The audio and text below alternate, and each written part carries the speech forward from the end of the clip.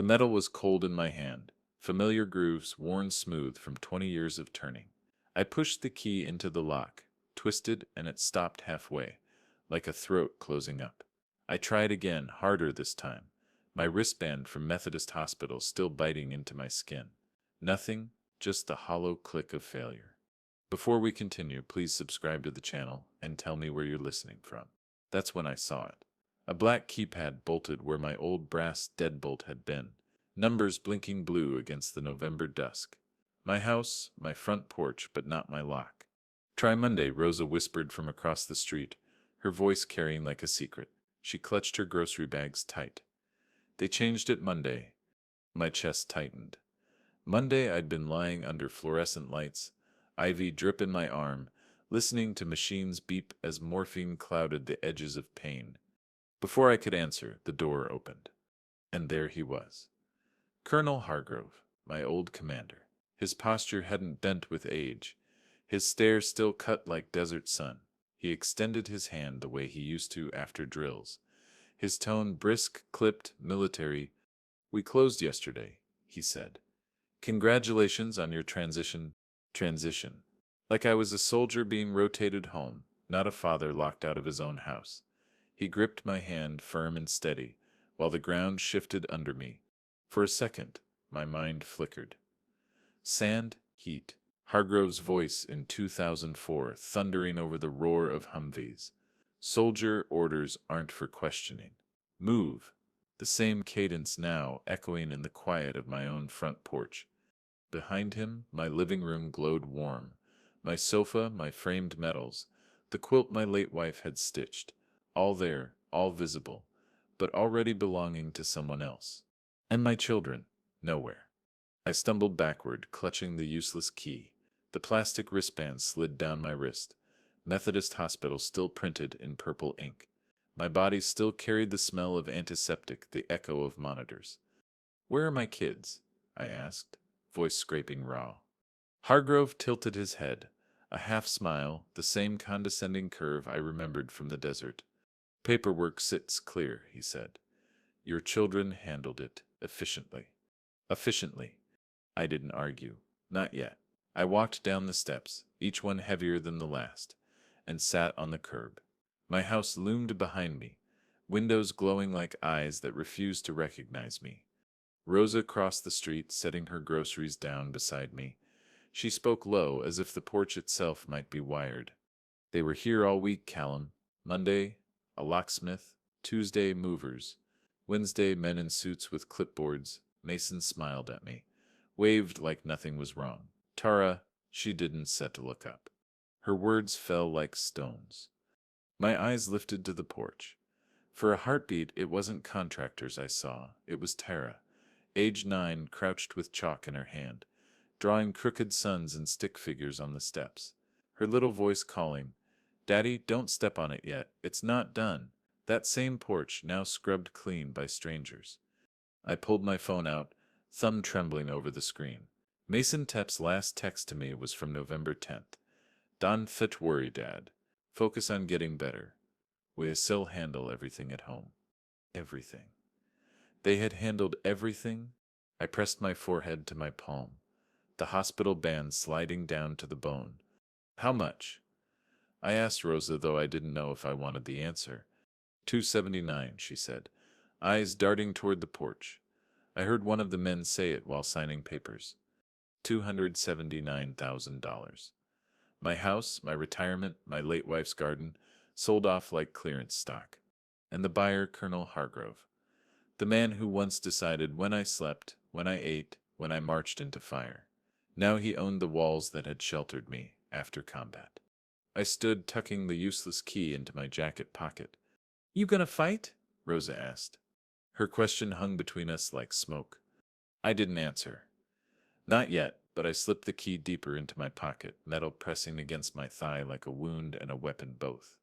That night, I checked into a cheap motel off I-35, room 214. The carpet smelled of bleach and cigarettes. The air conditioner rattled with every gust. I laid my hospital discharge papers on the bedspread. Methodist Hospital, admitted November 12th, discharged November 20th. Procedure laparoscopic gallbladder removal. Condition postoperative recovery. I lined up the papers with my house key, Virginia card, and the wristband I hadn't cut off yet. Artifacts of my life, each one proof of where I was when my children decided to sell me out. I opened Instagram. Mason's page flashed first. November 18, a story with champagne glasses clinking, captioned, New Beginnings Ersted. His smile wide, Tara's blurred in the background. On Venmo, Tara had logged deposit November 19, 53 likes. I scrolled further back. To last summer, Mason on the porch bragging about crypto flips and quick deals, laughing as I grilled burgers. I joked someday I might downsize. He had taken my words, twisted them into permission, and sold my house out from under me. I pulled a notebook from my duffel bag.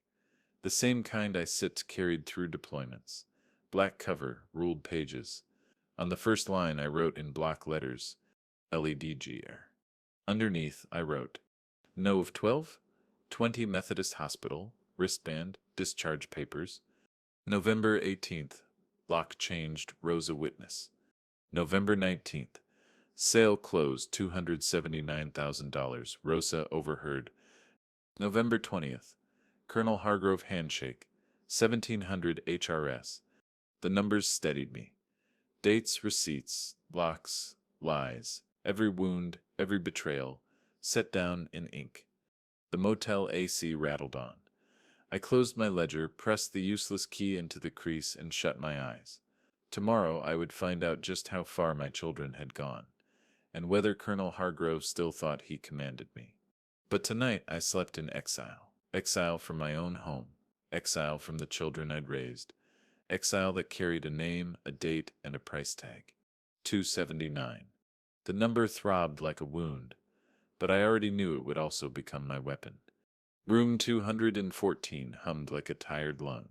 I sat on the edge of the motel bed in Austin, Texas, the springs complaining under my weight, and lined up my life in a row: VA card, house key, hospital discharge papers, phone.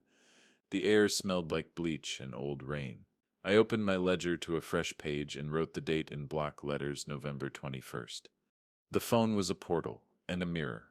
First stop, Mason's Instagram. The story from November 18th had expired, but his grid told on him.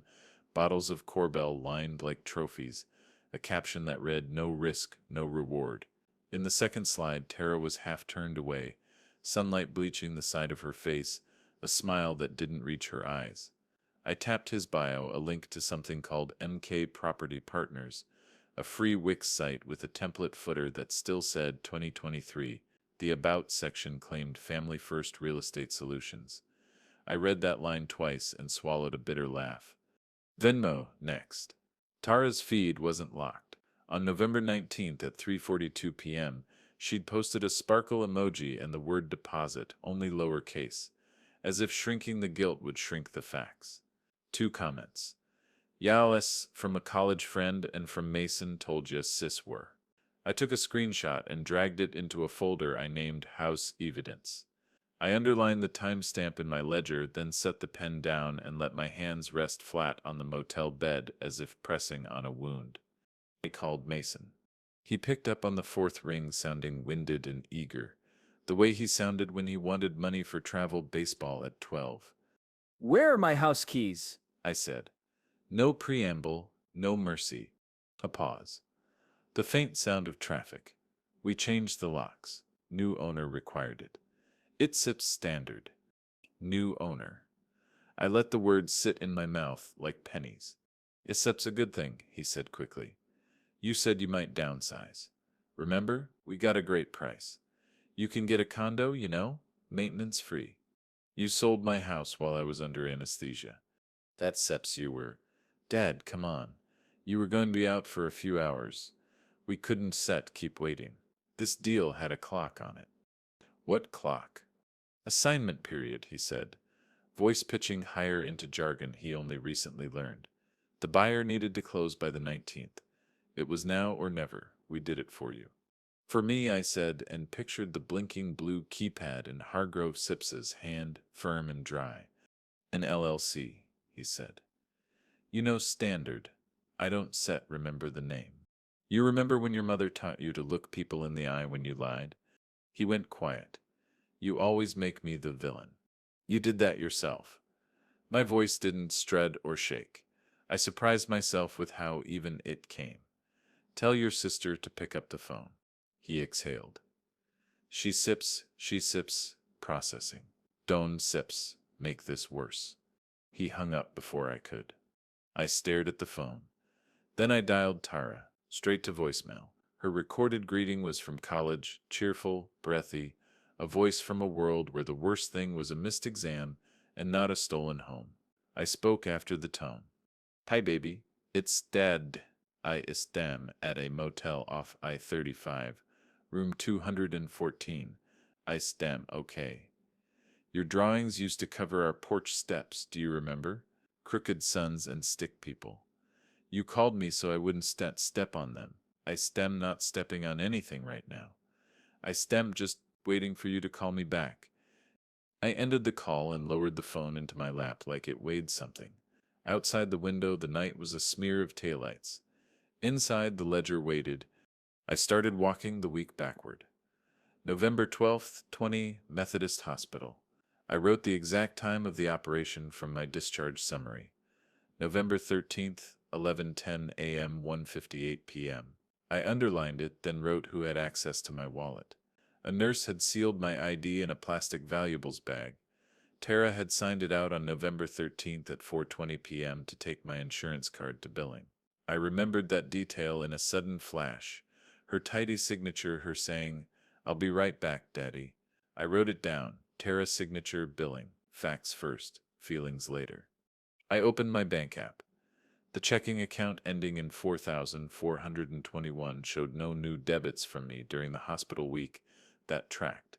But the joint family account that I'd kept open too long, the one I used for Mason's last semester of community college, two Zelle transfers out on November 18th, $450 to Trident Locksmiths ATX and $1,150 to Sunny Hall and Clean LLC.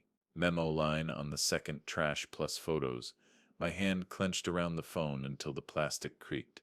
I took screenshots and saved them to house evidence. I wrote them in ink. I thought of Rosa's eyes as she told me men had tossed my photos into a truck. The ledger made my heart slow and my mind sharpen. Ink made sense. Ink didn't negotiate.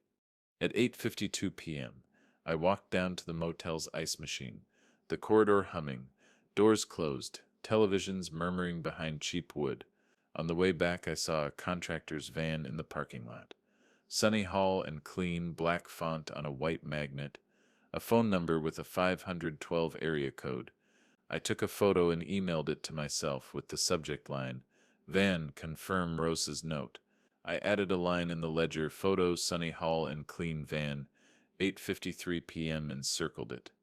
On the bedside table, under the Standard Bible, the motel had stuffed a city magazine about Austin's hottest neighborhoods. My block was on a list of emerging. I closed the magazine and pushed it away like it was a plate of spoiled food. I tried Tara again. Straight to voicemail. I didn't leave a message this time.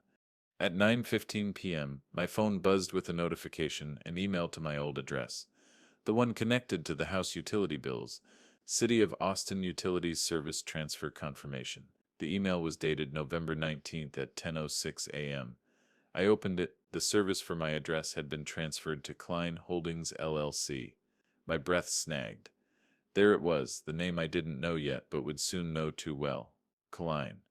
I screenshotted, saved, and wrote Utilities Transfer to Klein Holdings LLC, November 19th, 10:06 a.m. I drew a box around it and in the margin wrote, "Who is Klein?" The question turned the air electric. I watched the motel's curtains billow with the AC blast and thought of my porch curtains that Rosa had sewn with my wife, white cotton with thin blue stripes. Who was touching them now? Who had permission to touch them? The word permission scratched my throat like sand. At 9:40 p.m., I called Rosa. "Do you remember any names?" I asked. "I saw a clipboard with the Hargrove sit at the top," she said, and I heard Set Klein, system. The man with the beard said it into his phone right at your steps. Tia tell Klein we set her in. I thanked her and wrote Rosa ear witness. Tell Klein we're in. Evidence doesn't care if your heart's broken. It doesn't slow down for grief. Somewhere between 10 p.m. and 11 p.m., the exhaustion from the hospital finally caught up. Pain tugged at the stitches along my ribs. The morphine was long gone, but the ache had learned to fend for itself. I lay back, the ledger open on my chest, and watched the thin motel ceiling ripple with shadows. I heard my son at 12 asking for one more inning. My daughter at 9 begging me not to step on her chalk sun. Their voices braided into the night and unbraided again. When sleep didn't come, I opened the Notes app and drafted a plan in small, clean steps. Clerkship's office, 8:30 a.m. Request recorded deed plus any power of attorney. List all names on docs, buyer, notary, escrow. Call bank to flag fraud on joint account. Photograph house perimeter in daylight, public sidewalk. Backup all screenshots to USB. Buy a new notebook. The first one was already filling too fast. I added one more line underneath, a rule from deployment that had never failed me. Don't argue with a liar. Document him. I clicked off the light and held the useless key in my fist until my fingers ached. In the darkness, a thought settled over me like a blanket I didn't ask for. My children had become strangers wearing my last name. Strangers who knew where the spare key used to be hidden and how to find my insurance card and which neighbor to smile at while the locks changed. I turned that thought into ink. Children turned strangers. I wrote it at the top of the page, a heading for a chapter I never wanted to live. Then I drew a line under it and closed the book. Tomorrow I would go to the clerk's office and look my betrayal in the face. Names, stamps, seals, dates. I would take back control the only way that stuck on paper. And when I finally faced my son again, I wouldn't ask him why. I'd show him what. The Travis County Clerk's office smelled of toner and floor polish when I walked in the next morning, November 22nd, at 8:35 a.m. My stitches ached beneath my jacket, but the ledger in my hand steadied me more than any cane could. The clerk behind the plexiglass window was a young woman with hair braided tight and eyes sharper than her polite smile. Deed records? She asked, sliding me a form. Deed, and any power of attorney filed this month under Callum W. Henley. I said. My voice came out calm, soldier flat. She typed, fingers fast. We have a recording November 13th power of attorney in your name, and a deed recorded November 19th. Her words buzzed in my ears. November 13th, exactly the day I lay unconscious with a morphine drip. She printed 2 stacks of paper. The deed had my signature, scrawled like a drunk spider crawling across the line. The power of attorney had my name too, dated November 13th, 11:37 a.m., 27 minutes after the anesthesiologist had pushed me under. I turned the page, tracing the notary's stamp, Canyon Ridge title. Notary Paula Levesque. I wrote in my ledger, POA filed 11/13, deed filed 11/19, Notary Canyon Ridge, signature forged. Do you need certified copies? She asked. Yes, both, today. She ran my card. $16. I slipped the receipt into the ledger sleeve and underlined the date. Outside, the air smelled of cedar and cold asphalt. I called attorney Anika Shah, a name a fellow vet had given me 2 years ago when I updated my will. She answered on the second ring. Mr. Henley? Her voice was measured, steady as bedrock. Yes, I have forged documents with my name on them. A power of attorney filed while I was under anesthesia. Deed recorded 6 days later. Buyer is Klein Holdings, LLC. Bring me the certified copies, she said, without hesitation. We freeze the title today. That's step 1. Her confidence steadied me like a clean rifle stock against my shoulder. By noon, I was in her office off Congress Avenue. Floor-to-ceiling shelves stacked with binders, each spine labeled neat with case names. She flipped through the documents I'd brought, eyes narrowing at the slant of my forged signature. This isn't just a family squabble, she said. This is fraud. We file a lis pendens, freeze the title, no further transfer until this is resolved. Will that stop him? I asked. It still slow him, and in fraud cases, slowing is winning. She leaned back. Do you know the notary? No, Canyon Ridge. Paula Levesque. Her mouth curved slightly. Then we call in Luis Ortega. He sips my investigator. Luis arrived with the quiet weight of someone who notices everything. Leather notebook, compact camera, no wasted movement. He scanned the POA. Canyon Ridge notarized this on the 13th. He shook his head. That office was shuttered for renovations the whole week. I drove by it myself. Can you prove that? Anika asked. Photos. Construction permit. And I settle pull their notary journal. He looked at me. We settle follow the paper trail. They always leave ink stains. That night, back in my motel, I lined up everything on the bedspread like evidence bags. Certified deed, Nov di Sinuave. Certified POA, Nov 13. Hospital discharge papers, Nov 20. Surgery log, November 13th, 11:10 a.m., 1:58 p.m. Bank transfers to locksmith and hauler, November 18th. Utility transfer email, November 19th. The ledger grew heavier with every line I wrote. I slipped the $16 receipt from the clerk's office into a page protector, underlined certified copies purchased November 22nd. Receipts were armor. Receipts didn't betray. At 9:40 p.m. my phone buzzed. A message from Mason. Dad, stop digging. We can make this right if you just trust me. Condo listings are already set up. Don't sit ruin this for us. I stared at the words for us. Then I opened my notebook and wrote them down exactly as they appeared, quotation marks tight around the betrayal. I answered with silence. Louise called the next morning, November 23rd. Seth got the notary journal. Your name sips in it. Yes, but no witness signature. Against statute. And her log says she notarized at 2 p.m. November 13th. That sep's impossible, I said. I was under general anesthesia until almost 2 o'clock.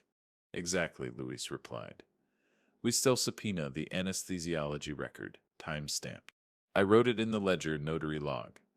2 p.m. November 13th, hospital chart proves incapacity. He went on. Locksmith invoice matches the $450 Zelle transfer.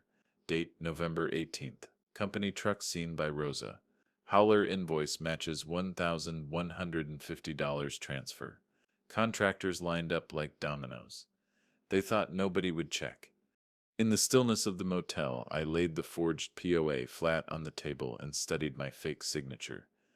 The slant was wrong. Letters swollen and lazy. Nothing like the block discipline of my usual hand. I whispered aloud, as if my late wife were in the room. They forged me while I was unconscious. The words tasted of iron. That night, Rosa texted me a video. Shaky phone footage time-stamped November 18th, 3:14 p.m. Two men in contractor polos tossing framed photos into a truck bed. My wife's wedding picture slipped sideways, glass shattering. In the corner of the frame, the moving invoice taped to a clipboard, Sunny Hall and Clean. Invoice hash 773. I added it to the ledger, circled it twice. The ledger wasn't just ink now. It was a map, and every line pointed to the same truth. Mason and Tara had sold me out, but they hadn't counted on me knowing how to build a case line by line, receipt by receipt, the same way I once mapped enemy positions in Fallujah. When I closed the notebook, I whispered one line to myself, like a prayer or a vow. Justice starts with paper. And I believed it. By November 24th, my motel desk looked less like a nightstand and more like a war table. Papers spread in neat rows, forged power of attorney, deed, Rosa's video stills, utility transfer, bank screenshots. My ledger sat open in the middle like a commander's map. Every line of ink was a trench dug between me and betrayal. That morning, Anika called. Lis Pendens is filed. Titles frozen until trial. Her voice was steady, steel wrapped in silk. What does that mean for him? I asked. Hargrove can fit, resell, or refinance until the fraud is cleared. He seps stuck. That seps leverage. The word leverage rolled through me like an old battlefield order. Luis followed with his update. I traced the locksmith payment. Invoice made out to Colonel Holdings LLC. November 18th, paid by Zelle, memo line, new keypad lock. Guess who ordered it? Mason. Not quite. Name on the invoice, Evan Hargrove. Nephew of your colonel. I gripped the motel phone tighter. The colonel wasn't just the buyer. He'd used family to launder the lock change, hiding the fingerprints under a shell company. Military precision, civilian disguise. HUD-1 settlement statement came through too, Luis added. Sale price $279,000. Assignment fee $25,000. Wire transfers $4,500 to Mason, $3,200 to Tara. Direct deposits clear as day. The ledger in front of me felt suddenly heavier, the lines I'd drawn turning into weapons. I wrote each figure slow, pressing the pen hard enough to leave grooves. At 3:10 p.m., Rosa sent another video, contractors hauling black bags from my garage, tossing them into a dumpster, the invoice taped to one bag, haul and clean, invoice #773, amount $1,150. I paused the video on one frame, a box labeled Xmas Lights 2007, ripped open, tangled wires spilling out. I remembered stringing those lights with Mason at 12, his mittened hands fumbling with the clips.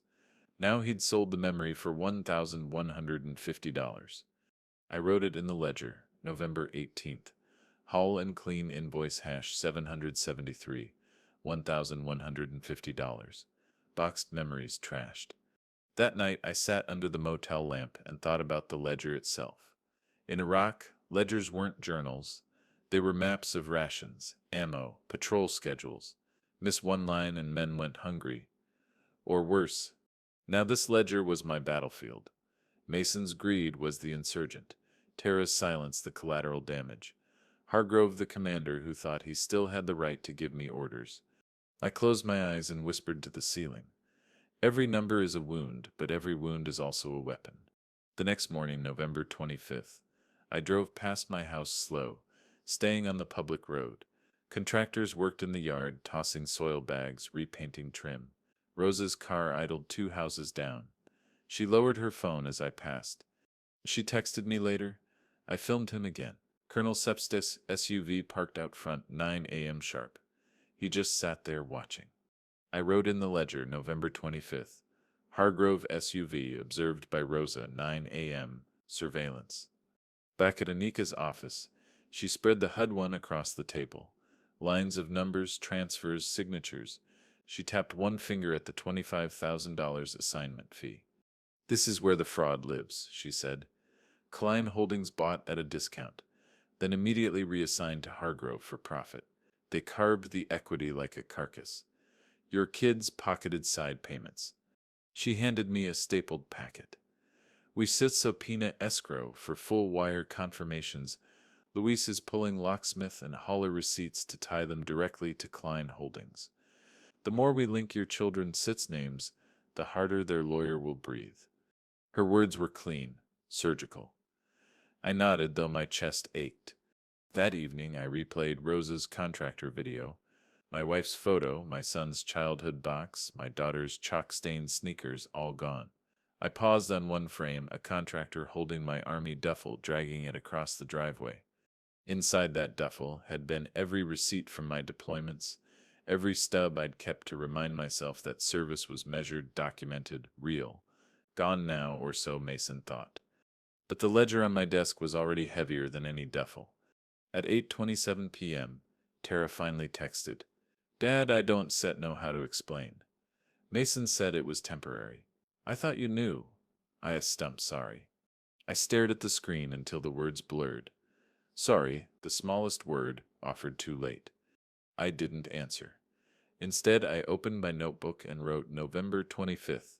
Tara text, temporary, thought you knew. I'm sorry.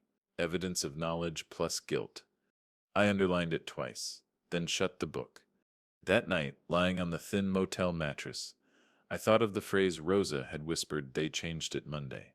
My kids had stood in my driveway, smiling at neighbors, signing papers with strangers, while I lay unconscious under anesthesia. And when I woke, they called it downsizing. The numbers would not lie. $279,000, $25,000 assignment fee, $4,500 to Mason, $3,200 to Tara, $1,150 to trash my memories. The ledger glowed under the motel lamp, every page a weapon waiting for the right battlefield. I whispered one line before sleep, a line my father had once told me while teaching me to keep ledgers in his garage. Write it down, son. If it sets written, it lives. And now, every betrayal lived in ink. By November 26th, the motel's thin curtains let in a weak gray dawn. My stitches tugged when I sat up, but the real ache came from the ledger on the nightstand. I opened it and stared at the page that carried Tara's text. Temporary thought you knew, I'm sorry. The words looked smaller in ink, but no less sharp. I spent the morning reviewing Luis's findings. He had emailed photos of the notary's journal from Canyon Ridge Title. One neat column listed my name, Callum W. Henley. Beside November 13th, 2 p.m., no witness signature. Just a crooked scrawl where one should have been. I wrote it in the ledger. Notary journal, no witness, wrong hour, forgery. The copy of my signature sat on Anika's desk like a bad forgery of a painting. My true hand was disciplined. Block-like, every letter square. This one slanted right.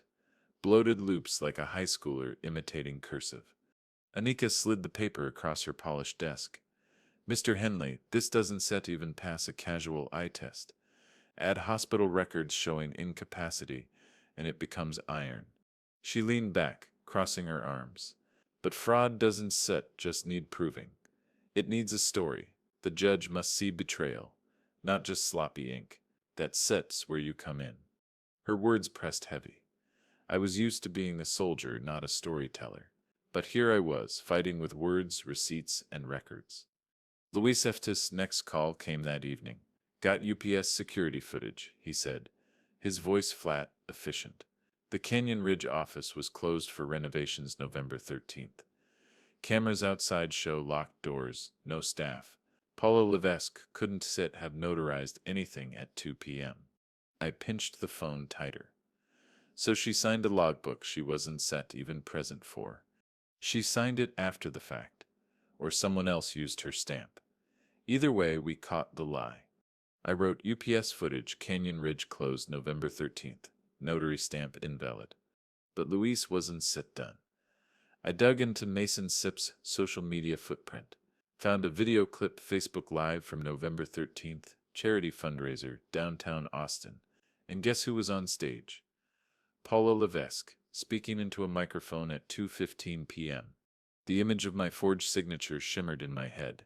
At the exact hour my name was being dragged across paper, the notary was smiling into a microphone 20 miles away. I set the pen to my ledger and pressed hard, corroboration. Notary absent, alibi proves forgery. Still, evidence was one thing. My heart was another. That night I called Mason. He answered fast, his tone defensive. Dad, listen, you sit making this bigger than it is. Bigger, I asked. You bribed someone to fake my signature. That sits not. He stopped, then sighed. We had to move quick. You don't sit, get it. These deals don't sit, wait. I was unconscious, Mason. My voice cracked once, but I steadied it. They cut me open while you cut me out. There was a silence, then his words tumbled out. You said downsize someday. You were always holding on to the past, Dad. We thought maybe this would force you forward. You thought wrong. Don't make me the villain, he snapped. I did it for us. For us? My voice sharpened. You pocketed $4,500. Tara took $3,200. That SIP's not sit for us. SIP's theft with a family discount. His breath hitched. For a second he was 12 again, caught sneaking bills from my wallet. Then he said, You don't understand? Yusef never trusted me. I trusted you with my home. I ended the call before he could answer. I stared at the phone, my pulse drumming in my ears. In the motel mirror, my face looked older than 52, the kind of old that betrayal carves, not time. Later that night, Rosa sent another clip. Colonel Hargrove's SUV idled outside my house. Headlights off, his profile glowed blue from his phone screen. Watching, waiting, still the commander. Still giving silent orders. I wrote it down, November 26th, 9:12 p.m. Hargrove SUV, surveillance.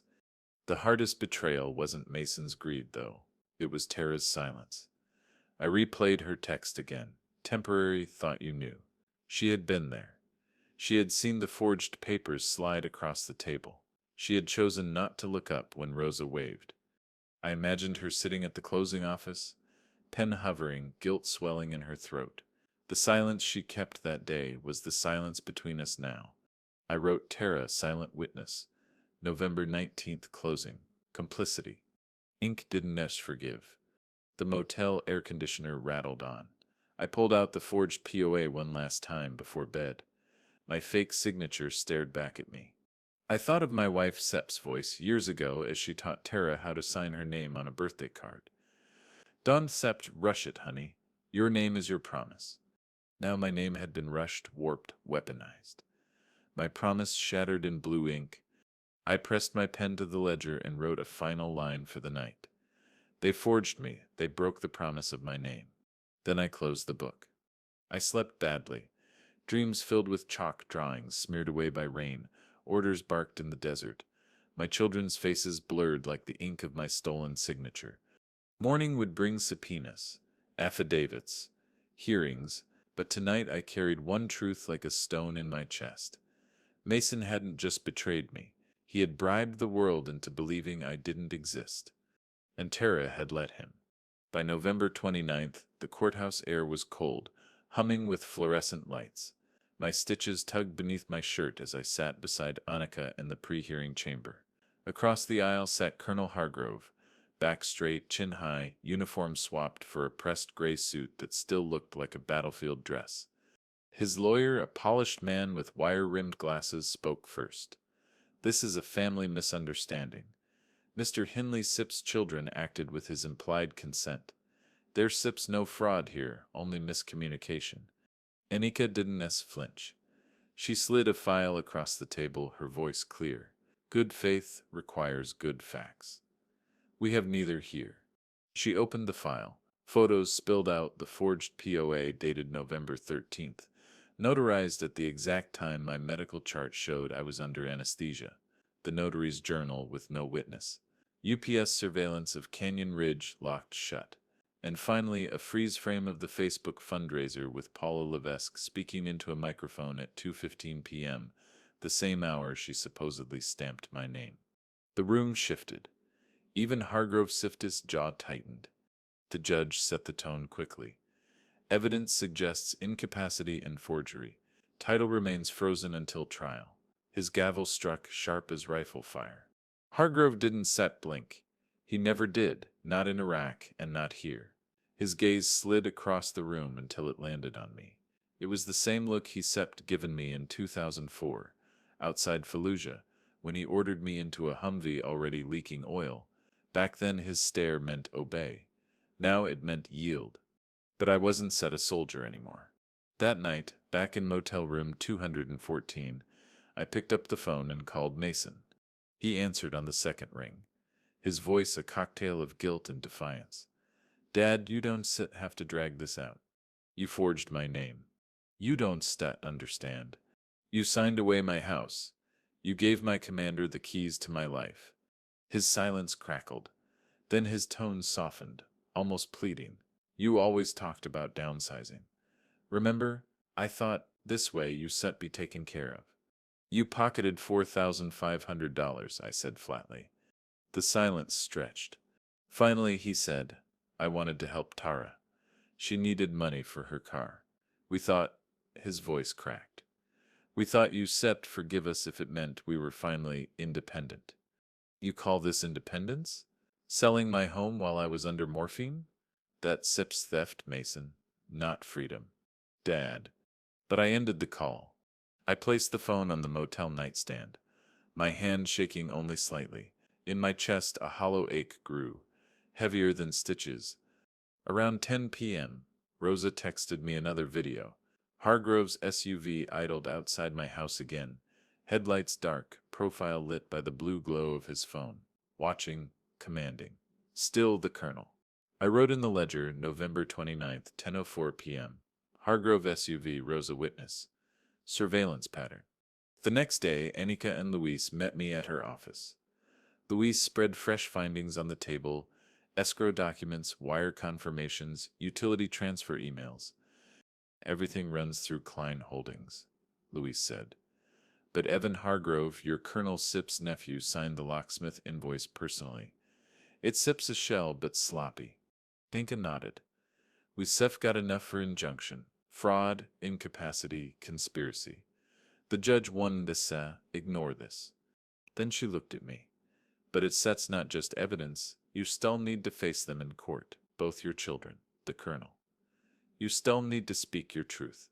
I swallowed, throat raw. I'd faced mortars and ambushes, but the thought of facing my own children under oath felt heavier than combat. That night, my motel room smelled of stale coffee and sweat. I laid the forged POA flat on the table and pressed my hand over the fake signature. Orders aren't for questioning. Hargrove's voice from the desert echoed in my skull. But orders didn't own me anymore. This time my story would be mine to tell. The following morning, November 30th, Rosa intercepted me in the motel parking lot. She handed me a plastic bag. Inside was a photo frame, cracked but intact. My wedding picture, my wife smiling, the corners of her eyes creased with joy. They threw it out, Rosa said softly. But I pulled it from the dumpster. Thought you said want it. My throat tightened. I wrote evidence of disposal, personal property discarded November 18th, recovered November 30th. But in the margin, smaller, I added memory saved. That evening I called Tara again. To my surprise, she answered. Her voice was quiet, brittle. Dad? I saw your text. Temporary? You thought I knew? I I didn't sign. Mason said he had it handled. He told me you agreed. I wanted to believe him. You stood in that office while they sold my house. Her breath hitched. I couldn't stop it. I froze. And then it was done. I closed my eyes, picturing her as a child crouched on the porch, chalk in her hand, begging me not to step on her crooked son. Now she'd let someone else erase mine. I said I'm sorry, she whispered. I didn't say to take the money, I swear. But silence was still betrayal. I don't need your apology. I said finally, I need the truth, under oath. She didn't answer. The line clicked dead. I set the phone down, heavier than any rifle I'd carried. The motel light buzzed overhead. My ledger lay open, lines filling fast. Each entry was a weapon: forged POA, fraudulent deed, notary absent, contractor invoices, utility transfers, wire trails, children complicit, Colonel complicit. But the battle wasn't over ink anymore. The Colonel had returned, not with rifles, but with contracts and nephews in silence. And this time I would not salute. December 16th, Monday, Travis County Civil Courthouse, 9:02 a.m. The corridor smelled like lemon polish and winter coats damp from a misting rain. Fluorescents hummed the way barracks do before reveille. I touched the cracked edge of my salvaged wedding frame through my jacket. Rosa's rescue, my wife's steady smile behind spidered glass, and then followed Annika through the metal detector toward courtroom 3C. Inside, polished oak gleamed under white light. The gallery benches creaked with a slow, reverent complaint as people sat. A wall clock ticked loud enough to feel like a drill instructor's boot on concrete. I took the plaintiff's table, ledger in my briefcase, hospital wristband still coiled inside like a coiled truth. To my left sat Colonel Hargrove, in a gray suit that fit like a uniform. His chin was balanced on that invisible shelf he carried everywhere, a posture that said he'd learned to command oxygen. Next to him, his attorney adjusted wire rim frames, calm and crisp. 2 rows back, Mason leaned forward, elbows on knees, eyes rimmed with the reddened pride of someone who still believed the pitch he sold himself. Tara sat small beside him, hands locked in her lap, gaze fixed on an invisible spot near the judge's bench. The bailiff called the room to order and Judge Evelyn Sutter entered, late 50s, silver-streaked hair, a look that suggested she'd buried patience and resurrected judgment. Henley versus Klein Holdings et al. Motion for temporary restraining order and return of possession, she said, voice even, no nonsense. Anika rose. Good morning, Your Honor. We were off. Anika's opening was not a speech, it was a scalpel. This is not a family misunderstanding. It is a forged power of attorney recorded November 13th. While Mr. Henley was under general anesthesia at Methodist Hospital from 11:10 a.m. to 1:58 p.m., followed by a deed recorded November 19th transferring his homestead to a shell, then to Colonel Hargrove. Our evidence shows incapacity, forgery, and bad faith downstream purchasers. She set a thin stack on the corner of our table, like ammunition placed within reach. Hargrove Fistus attorney stood with a pleasant smile that didn't touch his eyes. Your Honor, we will show implied consent. Mr. Henley discussed downsizing with his adult children. They handled a time-sensitive assignment. My client is a good-faith purchaser with no notice of irregularity.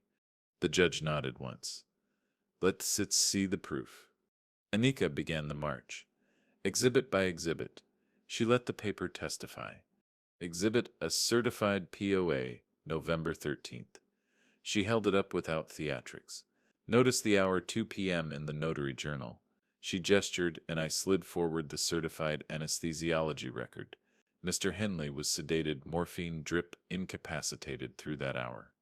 The judge peered, pen tapping twice. Noted. Exhibit B, UPS surveillance of Canyon Ridge title locked for renovations on November 13th. Photographs with timestamps. The office was closed.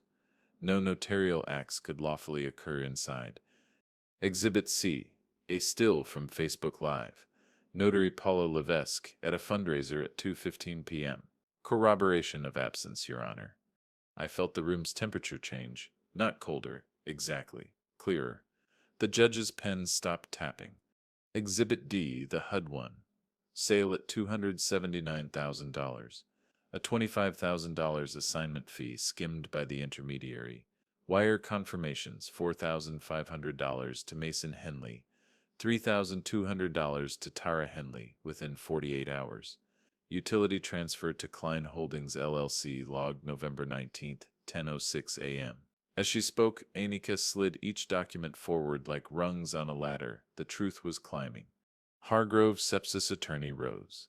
Payments to adult children are familial gratitude, not proof of fraud, and the notary journal, while imperfect, does not negate my client's sepsis status as good faith purchaser.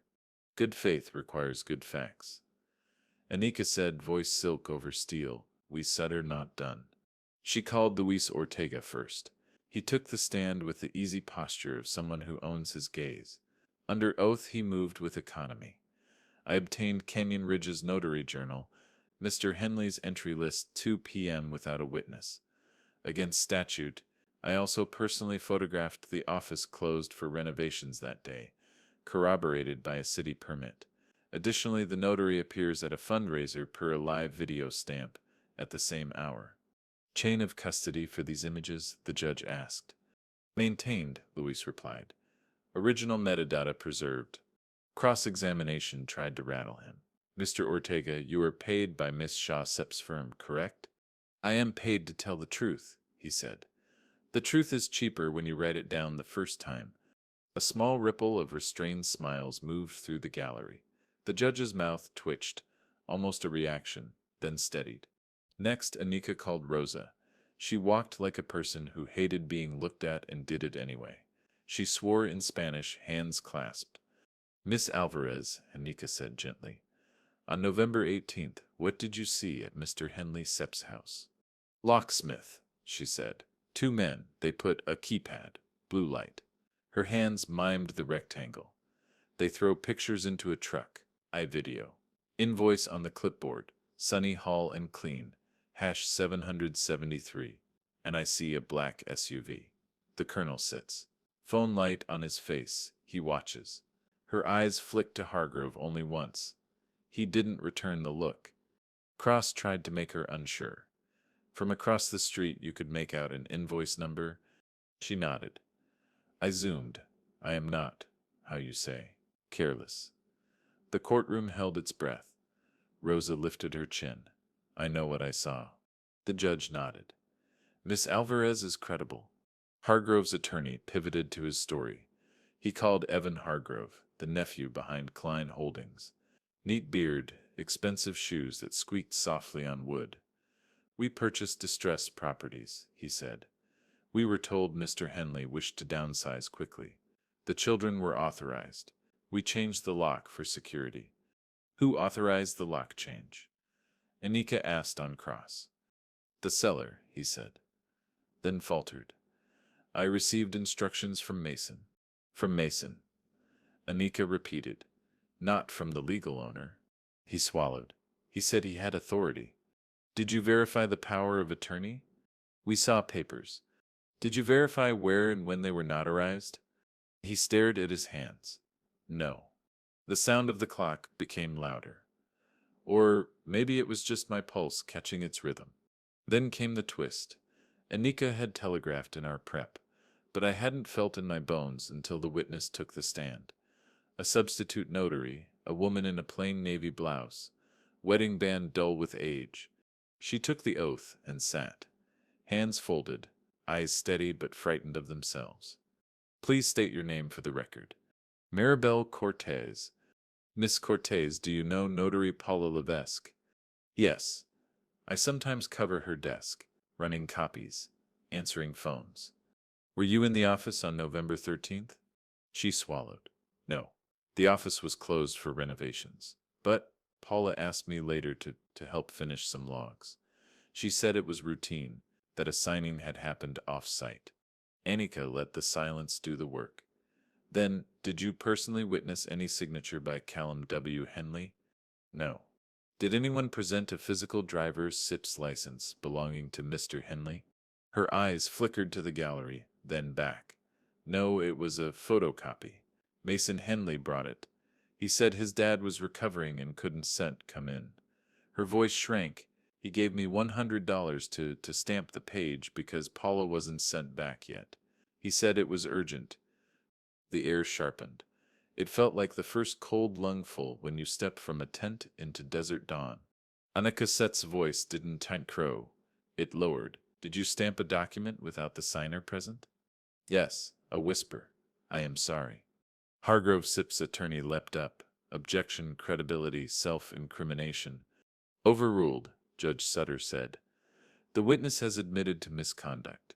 The admission is probative. I looked at Mason.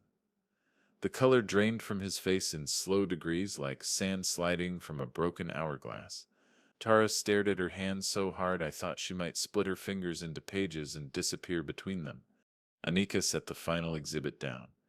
My hospital chart, morphine drip. General anesthesia. Incapacity at the precise hour the said notary Sevet claims to have witnessed. There is no consent here. Only forged ink. Hargrove Sip's attorney tried one last angle. Your Honor, even if the notarial act is defective, my client purchased without notice. Counsel, Judge Sutter said, your client sat outside the property while the prior owner Sepis' belongings were hauled away. He ordered a lock change through his nephew before the deed recorded. That is not good faith. That is an opportunist Sepis clock. The judge leaned forward. I find credible evidence of fraud, incapacity, and unlawful notarization. The temporary restraining order is granted. Title is clouded. Immediate return of possession to Mr. Henley pending trial. Defendants are enjoined from entering or transferring the property. Sheriff to enforce if necessary. Her gavel struck once.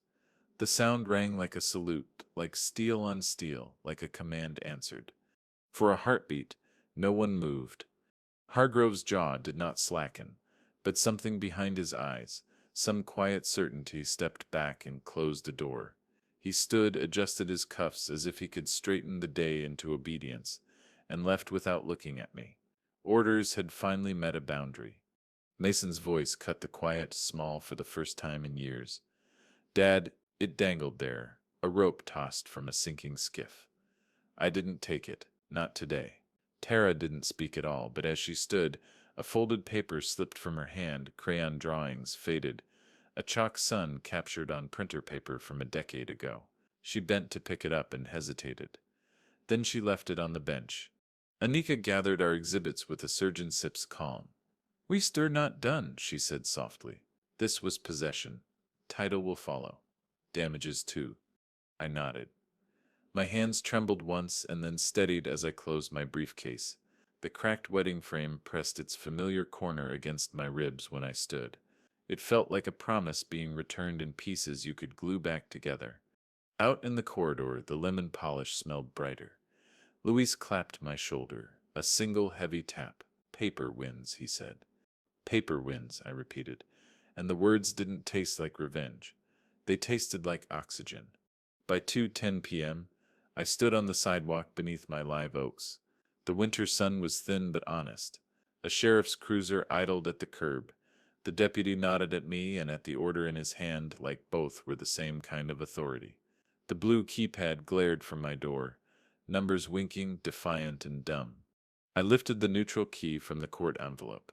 It felt weightless, as if metal could remember who it belonged to. I slid it into the deadbolt below the keypad, an old brass cylinder they hadn't changed because men intent on speed forget the quiet things that hold the most. The lock turned. The door opened. Air with the faintest hint of my wife's lavender cleaner met me like a tired friend. The hallway light fell across the threshold in a pale stripe. I stepped in and heard the bell I'd hung years ago tick against the frame, two soft notes like a heartbeat rediscovering its rhythm. Behind me, Rosa Sip's voice floated from the sidewalk. Welcome home, Callum. I didn't salute. I didn't shout. I simply set the court envelope on the entry table, placed my ledger beside it, and let the house breathe me in again. The battle had shifted. The war had too, but the field was mine. December 18th, Wednesday. The house smelled like strangers had walked through it, even after the sheriff changed the locks and the contractors cleared out. Sawdust lingered where trim had been repainted. The carpet carried traces of mud that wasn't ours. My wife's curtains hung limp, still faintly creased from where unfamiliar hands had folded them. I walked room to room like a ghost in my own home, touching walls, noting absences. The box of Christmas lights Rosa had filmed in the dumpster was gone for good. My army duffel gone. But the cracked wedding photo frame sat propped on the mantel, as if daring anyone to touch it again. That evening a knock sounded. I opened the door to find Rosa balancing a foil-covered tray. Tamales, she said. Hot ones, with green salsa. You can eat justice papers for dinner. We sat on the porch under the December chill, foil unwrapped, steam curling up into the night. The tamales smelled of masa and comfort, threads of pork soaking the tortillas. She handed me one, and for the first time in weeks, my stomach growled like it remembered life before betrayal. Some things can be bought, she said, taking a bite. Not a porch, not tamales, not a neighbor who still sees you. I nodded, chewing slow. Across the street, holiday lights blinked from someone else's roofline. My house sat dark except for the porch bulb overhead. Halfway through the meal, headlights swept the curb. A black sedan slowed, idled, then rolled on. My chest tightened until the taillights faded. Hargrove? Rosa asked. Probably. He doesn't give up command easy. She shook her head, muttering something in Spanish. Then she nudged the tray toward me. Eat. You can fight on empty. The warmth of tamales grounded me more than court orders. I added a line in my ledger later that night, December 18th, tamales with Rosa, memory priceless. The next morning, I found a small cardboard box outside my door. No note, just my name scrawled in Tara's familiar handwriting. Inside were folded sheets of paper, childhood drawings I hadn't seen in years, stick figure families, crooked sons, a dog we never owned but she always wished for. One drawing showed me on the porch swing, my arms long enough to reach both kids at once. Her silence had been deafening in court, but this was something different. An apology without words. I laid the drawings on the kitchen table and smoothed them flat with my palm. Then I opened my ledger and wrote December 19th. Tara left childhood drawings, guilt, silent apology. No such package came from Mason. Instead, a text buzzed my phone late that night. A meme of a man shrugging under the caption, "It's just business, Dad. No explanation. No remorse." I stared at it, bile rising, then saved it to the evidence folder anyway. Ink doesn't care about tone. On December 20th, Rosa knocked again, this time carrying thermoses of hot chocolate. We sat on the porch, bundled in coats, steam fogging our breaths. "You remember," she said, "when your kids sold lemonade here? Mason would wave at every car. Tara would draw chalk arrows on the sidewalk. I bought 3 cups in one day." "I remember," I said quietly. "They were insect-born thieves," she added. "But greed grows fast, and silence waters it." Her words cut clean. I thought of Mason's wide smile holding champagne on Instagram, Tara's Venmo sparkle emoji, their names etched in wire transfers. Children turned strangers indeed. But for a moment, with hot chocolate warming my palms and tamales still lingering in my memory, I let myself feel the porch again as it once was. Laughter, chalk dust, lemonade stains. That night I reopened the box of drawings. One showed a house with crooked windows and smoke curling from the chimney. Above it, in wobbly block letters, Tara had written home. I closed my eyes, letting the words settle. Not house, home. I tucked the drawings back into the box, slid it onto the mantel beside the cracked wedding frame, and wrote a final line in the ledger for the day. Some memories survive betrayal. December 22nd, Friday, 11:40 a.m. The second ruling came down the way winter sun breaks through low clouds. Slow, then sudden. I stood in the corridor outside courtroom 2A, coat unbuttoned, breath a pale ribbon, while Anika read the signed order once, then once more for the satisfying weight of it. "Power of attorney invalidated," she said, eyes scanning the lines. "Deed rescinded and expunged from record. Costs and damages awarded to you, filing fees, investigation costs, and statutory penalties. Is Crow to restore chain of title within 72 hours. She looked up, a small smile like a steadying hand. "This isn't just possession. This is your house back on paper. Paper wins." I felt the truth of it settle into my ribs where nerves had been living. The clerk slid a manila envelope over the counter. Certified order, a neutral key taped to the flap. A blue sticky note with a recording number. I wrote the amount on my palm before it could drift. $3,186.40 costs now. Damages to be set at trial. Numbers that didn't buy forgiveness but paid for ink and the people who wielded it well. We stepped into the clear cold. Anika sipped scarf lifted in the breeze. "Take the afternoon," she said.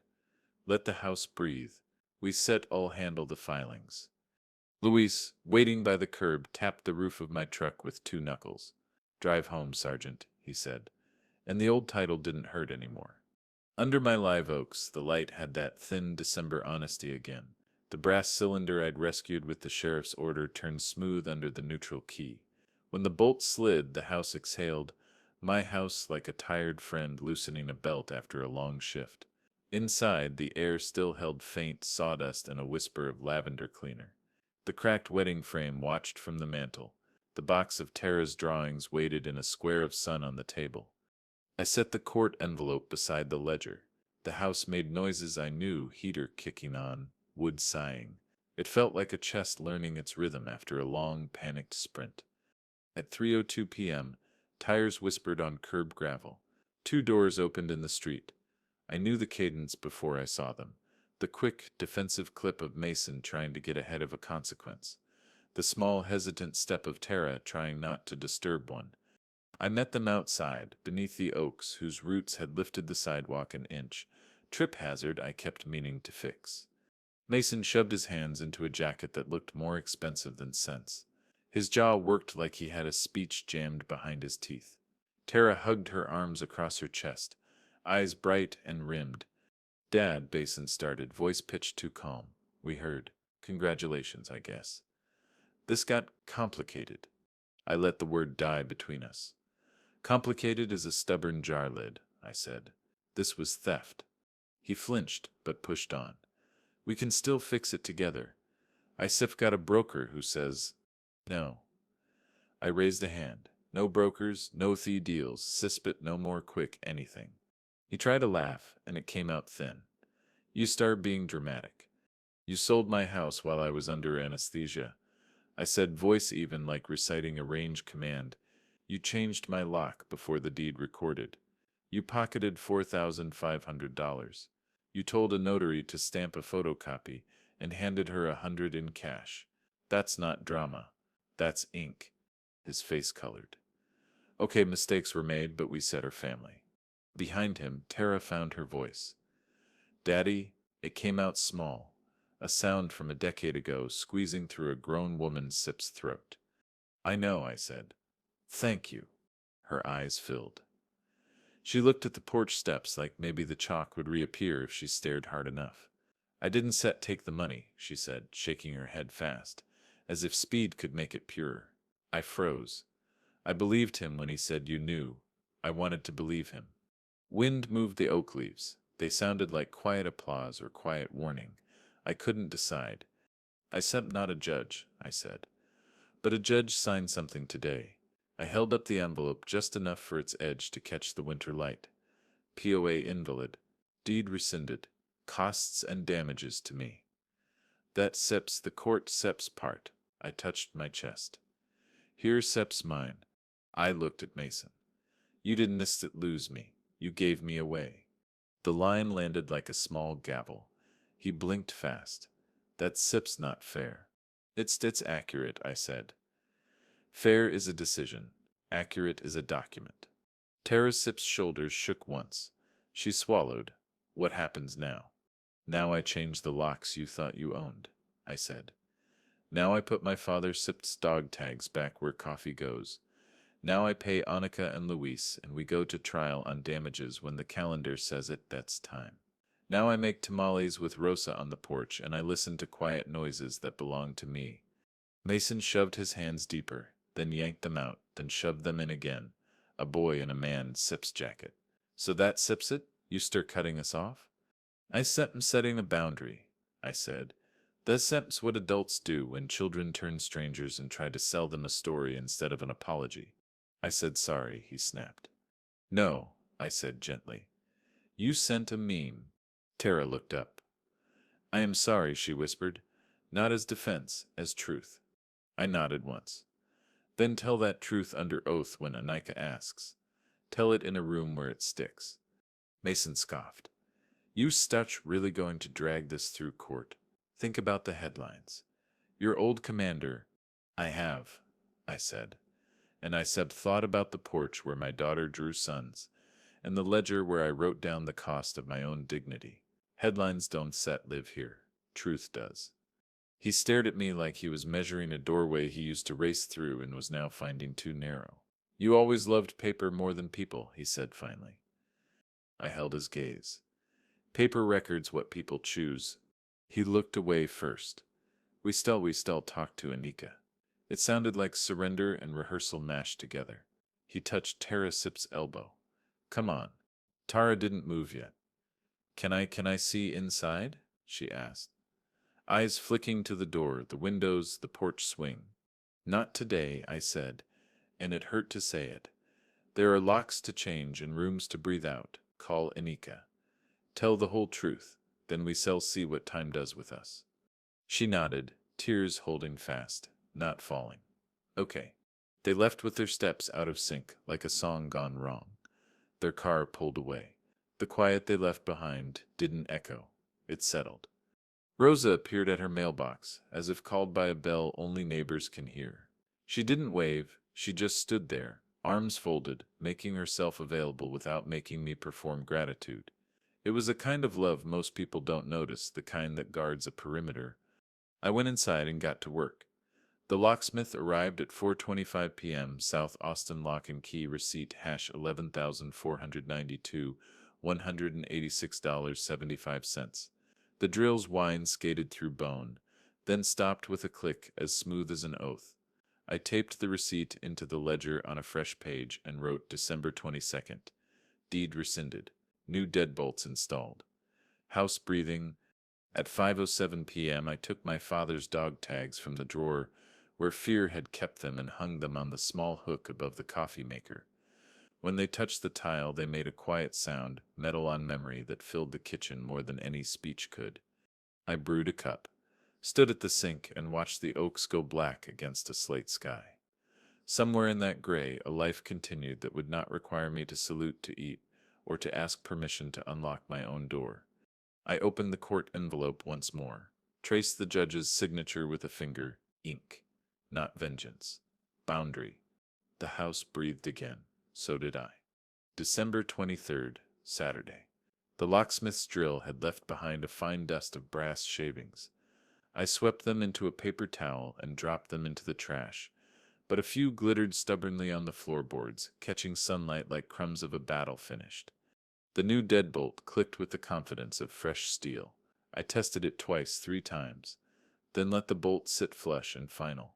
Every turn felt like drawing a line in ink. I opened my ledger to a clean page, wrote the date at the top, and then wrote one line only, keys mine again. Then I closed the cover and set it on the shelf. For the first time in weeks, I didn't need it open to feel safe. The kitchen felt lived in again. I set my father's dog tags on the hook above the coffee maker, right where they'd been before the colonel's men dragged my duffel out. The tags clinked against tile, a metallic whisper of continuity. Coffee gurgled from the machine. The aroma curled into the corners of the house like it belonged. I pulled up a chair at the table where Tara's drawings still lay stacked in their box. One on top, me on the porch swing, arms long enough to hold both kids. I let it stay there, not as evidence, not as proof, just as reminder. That afternoon, I reconnected the Ring subscription I'd canceled out of fear of watching strangers on my porch. Blue checkmark confirmed, activated. But when I shut the laptop, I walked to the doorframe with a screwdriver and mounted a brass bell above the wood. Rosa noticed when she walked across the street with her mail. "A bell?" she asked, half smiling. "Some sounds beat notifications," I said. "Digital chimes can pits tell you the difference between a thief and a neighbor." She nodded. "Old-fashioned is harder to hack." The bell gave one soft note in the breeze, bright and fragile. It felt like choosing faith over paranoia. Around 6:15 p.m., I composed a message to both kids. I didn't want the court filings to be the last words between us. My thumbs hovered, then typed, "When you set her ready for honesty, I is been home. No deadline, no trap, just truth." I read it twice, then hit send. No flourish, no forgiveness. Just a line drawn, a door left ajar. Mason didn't answer. Tara read it at 6:29 p.m. but didn't reply. The silence was honest in its own way. I wrote it in my ledger, though the book was already closed. Message sent, truth offered, no timeline. That evening, Rosa came by with candles for my porch. She placed them on the railing and lit them one by one, the flames moving in the wind like small, steady soldiers. "Christmas is coming," she said. "Don't let your house feel empty." We stood together, watching the candles hold their light. Inside, I hung one last thing. My wife's quilt, rescued from the closet where movers had missed it, went back on the couch. Its faded squares smelled faintly of cedar. I sat down, pulled it over my knees, and let the quiet settle. The ledger on the shelf stayed closed. Not forgotten, but finished for now. Ink had done its job. Boundaries had been drawn. Before bed, I wrote one last note, not in the ledger, but on a slip of paper taped to the fridge. "The house is mine again, but so is my heart." Betrayal closed one door, truth opened another. It wasn't for Mason. It wasn't for Tara. It was for me. A line that turned the air lighter. I thought about my wife Sep's voice years ago, when I worried too much over keeping every bill and stub. "Callum, paper can seft love you back. Don't seft forget that." She'd been right.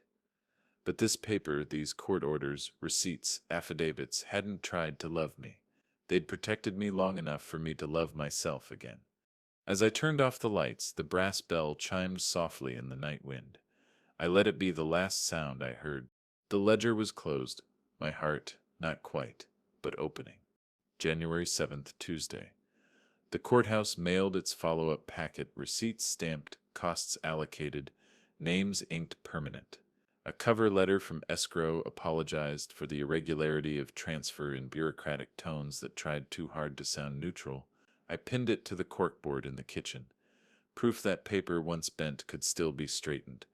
Hargrove paid the fees by cashier's check, crisp bills hidden inside beige envelopes. No signature, no note. Just his name typed in the remitter line like a rank he no longer commanded. I logged the check in my ledger, then folded the book shut again. The weight of it felt smaller than before. January 12th. A letter came from the notary board. Paula Levesque suspended indefinitely. One paragraph explained failure to adhere to statutory witnessing requirements. Another warned future acts subject to criminal review. I read it twice, then slid it into a folder labeled Resolution. My name had been misused. Now it was restored. January 15th. Rosa hosted what she called a housewarming back. Neighbors drifted across the street with paper plates of tamales, cinnamon pan dulce, mugs of hot chocolate steaming into the cold. Kids ran across my porch with chalk in hand, scribbling crooked suns again, their laughter stitching over memories that had frayed. Rosa handed me a cup and raised her eyebrows at the brass bell above my door. Sounds better than a keypad chime, she teased.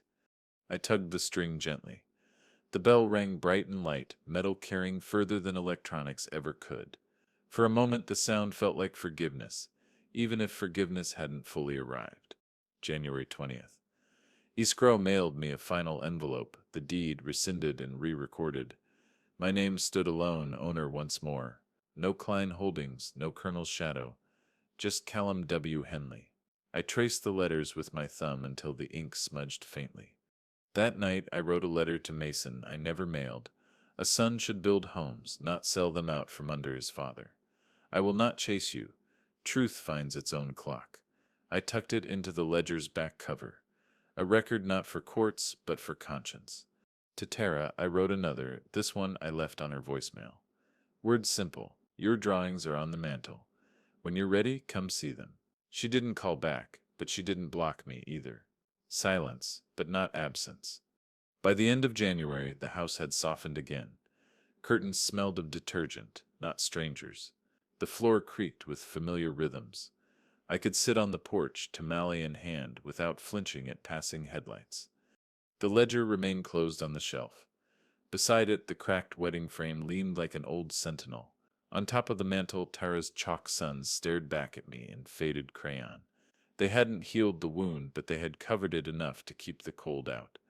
One evening, Rosa leaned over the railing with her tea. Feels like your house breathes again, she said. I nodded. It does, so do I. And it was true. January 27th, Monday. A letter came in a cream envelope with the seal of the Texas Veterans Association. Inside, an invitation to speak on a panel titled Protecting Your Home, Paperwork, and Predators. The irony made me laugh under my breath.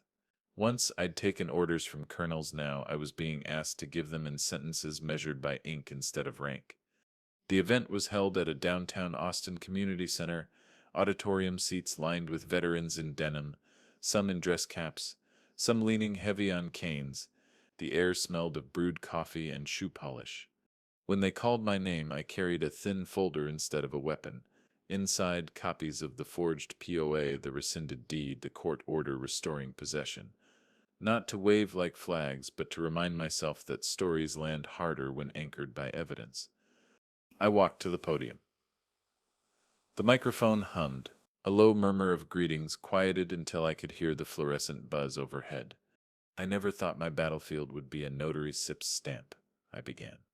A few heads lifted, recognition sparking. But betrayal doesn't always come from the enemy. Sometimes it wears your last name. I let the line settle before continuing. On November 13th, 2023, while I lay unconscious under anesthesia, a forged power of attorney was filed in my name. 6 days later, my house was sold to a shell company tied to my old commander.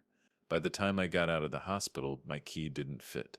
The lock blinked blue, and the man who once ordered me into firefights shook my hand on my own porch. Murmurs rolled like distant thunder. I tapped the folder gently. What saved me wasn't anger. It wasn't fists. It was paper. Receipts, screenshots, certified copies. I kept a ledger, line by line, $450 locksmith invoice, $1,150 hauler invoice, $4,500 wired to my son, $3,200 to my daughter. Each number a wound, but each wound also a weapon. A man in the second row, sleeves rolled to show faded tattoos, nodded slow, his lips pressing tight. I told them about Rosa Sitt's video, about the notary caught on Facebook Live at a fundraiser while my name was being forged across a desk miles away, about Anika Sipp's voice in court, cutting through excuses with one clean sentence. Good faith requires good facts. And then about the twist, the substitute notary who confessed to stamping a photocopy of my ID for $100 slipped across the table by my own son. I paused, gripping the podium until the wood pressed into my palms. I thought I still lost my children. What I lost was the illusion that they were still children. The room stayed quiet, respectful. Not pity, understanding. Finally, I held up the rescinded deed, the re-recorded title bearing only my name. This, I said, isn't revenge. This is a boundary. Revenge isn't cruelty. It stubs a line you draw so betrayal can the set cross again. Paper didn't just give me my house back. It gave me the air in my lungs. It let me tell my kids the truth without shouting. You didn't lose me, you gave me away. Applause rose like a wave, starting slow, then rolling full. Veterans clapped with the heaviness of men and women who had lived orders and betrayals, who knew the cost of silence. After the session, people came forward. One handed me his mortgage statement. Another asked about filing a title freeze. Another simply said, "I wish I'd kept my receipts." I gave them what I could. Phone numbers, web addresses, the advice Anika had drilled into me. Document everything. Truth has no clock, but courts do. By the time the auditorium emptied, the folder in my hand felt lighter than when I'd walked in. That night, back on my porch, the brass bell chimed in a January wind. Rosa waved from across the street. I sat with a cup of coffee warming my hands and thought about the podium, the applause, the irony. The colonel's name had never been spoken, yet his absence was louder than his presence. I opened my ledger one final time, wrote the date, and then closed it for good. The last line read, "Boundary drawn, house restored, heart open." And for the first time since November, I didn't feel like a soldier exiled from his own life. I felt like a man home again.